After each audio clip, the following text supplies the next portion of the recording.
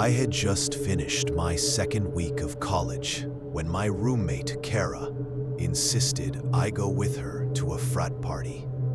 I wasn't excited about it. I barely knew anyone on campus, and the idea of loud music, strangers, and cheap alcohol didn't exactly sound fun. But Kara had this way of pushing until you gave in. So by 9:30 that night, I found myself outside the Delta Psi house, wearing one of her tops and trying not to look like I didn't belong. The party was everything I expected. Loud, sweaty, chaotic. Music blasted from giant speakers in the backyard. Groups of students crowded around tables, playing beer pong. Others were dancing and screaming over one another. The air reeked of spilled beer and smoke. I stood near the edge of it all, holding a lukewarm cup of something sweet and pretending to text on my phone. That's when I noticed him. He was sitting by the pool, away from the crowd. A guy in a dark hoodie, hood down, hands resting in his lap while he dangled his feet in the water. Everyone else was trying so hard to show off, but he just sat still, watching. Something about that made me curious. Maybe I was just bored, but I walked over. "Mind if I sit?" I asked. He looked at me for a moment, then gave a small nod. "Sure, I'm Caleb."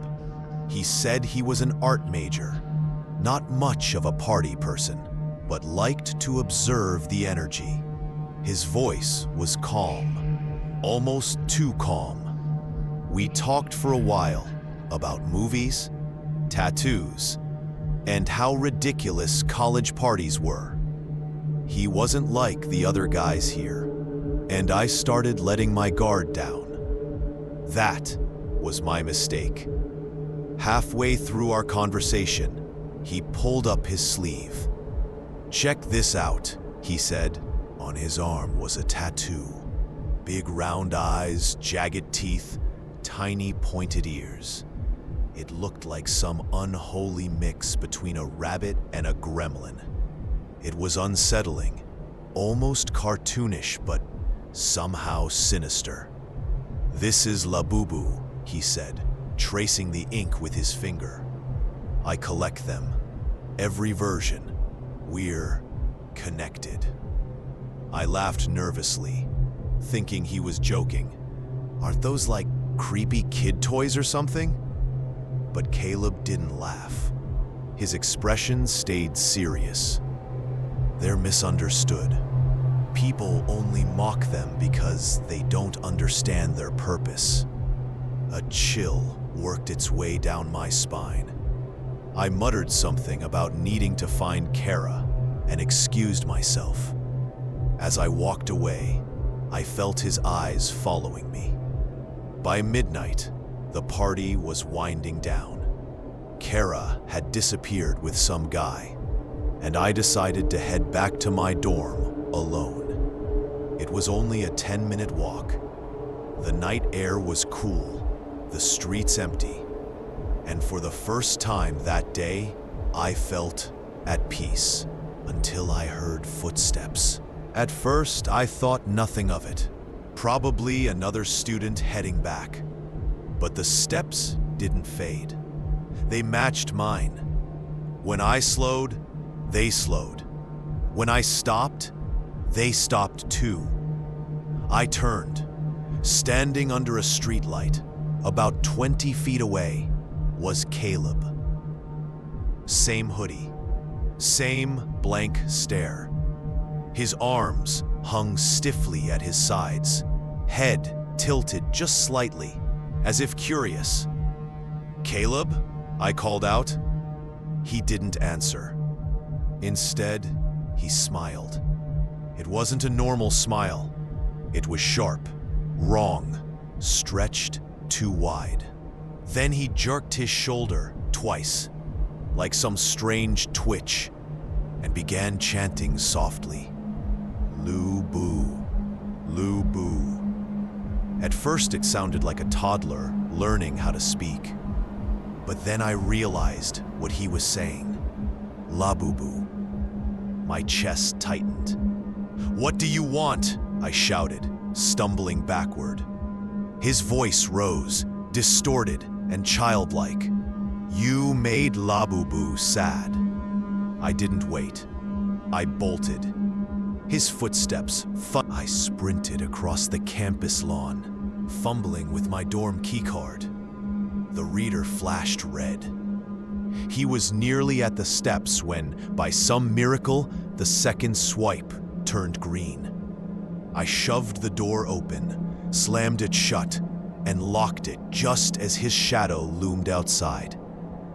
Through the glass, I could see him. His breathing was ragged, his face blank, his eyes burning with something inhuman. He leaned close to the door and whispered, "You shouldn't have laughed at Labubu." I backed away, grabbed my phone, and called campus security. They showed up 10 minutes later, but Caleb was gone. When I filed a report, they tracked him down. He denied everything. He'd never even spoken to me. With no proof, there was nothing they could do. I thought that was the end of it. I was wrong.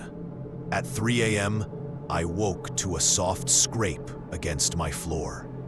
An envelope had been pushed under my door. Inside was a photo. Me, sitting at the pool earlier that night, next to Caleb. In the corner, written in red ink, were... My hands shook as I threw the photo away. I double-locked my door and barely slept. The next morning, I decided to crash in Kara's room for a few days. But when I went back to grab my laptop, I froze. Sitting neatly on my pillow was a Labubu doll. Its oversized eyes stared at me, unblinking. Its grin was jagged, almost alive. I screamed, grabbed it, and tossed it in the dumpster behind the dorms before rushing back inside. Later that day, I requested a room transfer.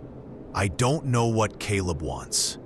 I don't know if this is some twisted obsession or something worse. But I do know this. I should have never laughed at Labubu.